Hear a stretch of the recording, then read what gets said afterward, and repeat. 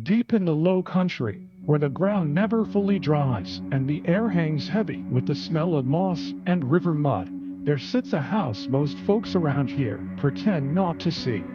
Locals call it the Marshlight House because on certain nights, a pale glow flickers behind its broken windows, long after the place was abandoned.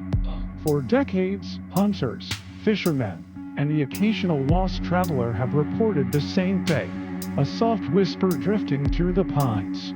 The man who vanished was Elias Mercer, a retired radio technician who spent most of his time tinkering with old transmitters in a workshop behind his home. Elias believed the world was full of signals, some natural, some man-made, and some something else. 2 weeks before he disappeared, he told a neighbor he'd picked up a strange frequency late one night. A repeating pattern, a voice buried under static. A voice he swore was calling his name. He wrote in his notebook, "Signal originates near the old swamp house. Investigate soon." That was the last entry he ever made.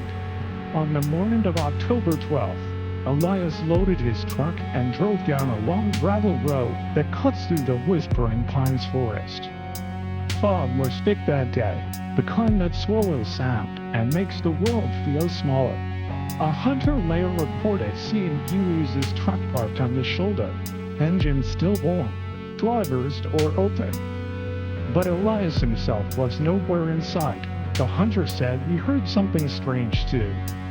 A faint, rhythmic tapping coming from deep in the woods, like someone tapping on glass or sending a signal. Search teams combed the forest for 3 days.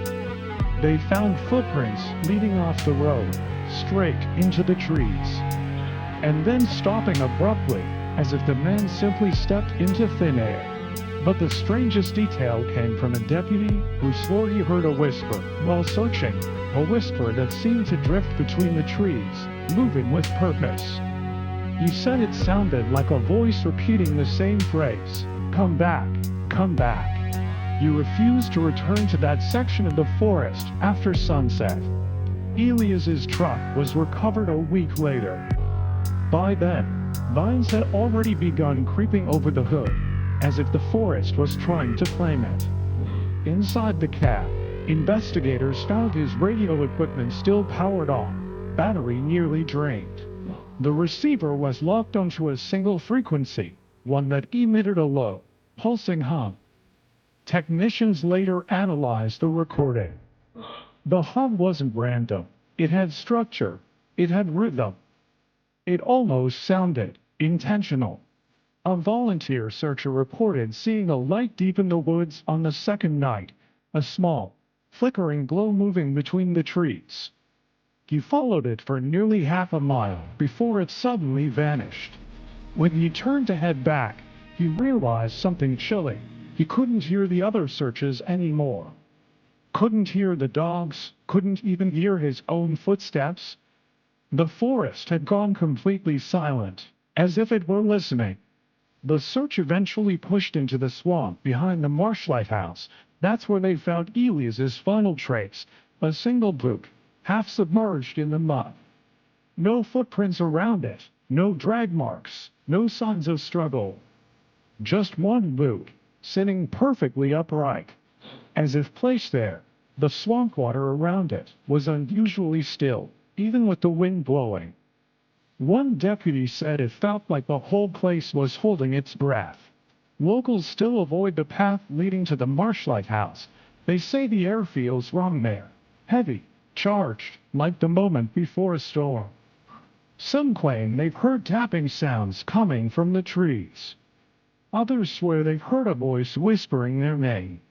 And every so often, someone walking that path reports the same eerie sensation, the feeling that they're being guided. Not by something behind them, but by something ahead. Night settles fast in the whispering pines. The deeper the fog rolls in, the more the forest seems to fold in on itself, swallowing sound and distance. Several weeks after Elias vanished, a pair of hikers reported seeing a faint glow deep in the woods, a warm, flickering light that looked like it came from a cabin window. but there are no cabins marked on any map in that section of the forest. When the hikers approached, the light suddenly went out. They said the darkness that followed felt wrong, like the forest was holding something it didn't want them to see.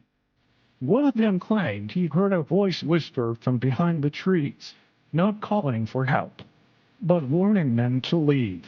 Even now, years after Elias Mercer vanished, his workshop remains exactly as he left it. Notebooks open, circuits half assembled, radios frozen mid-signal.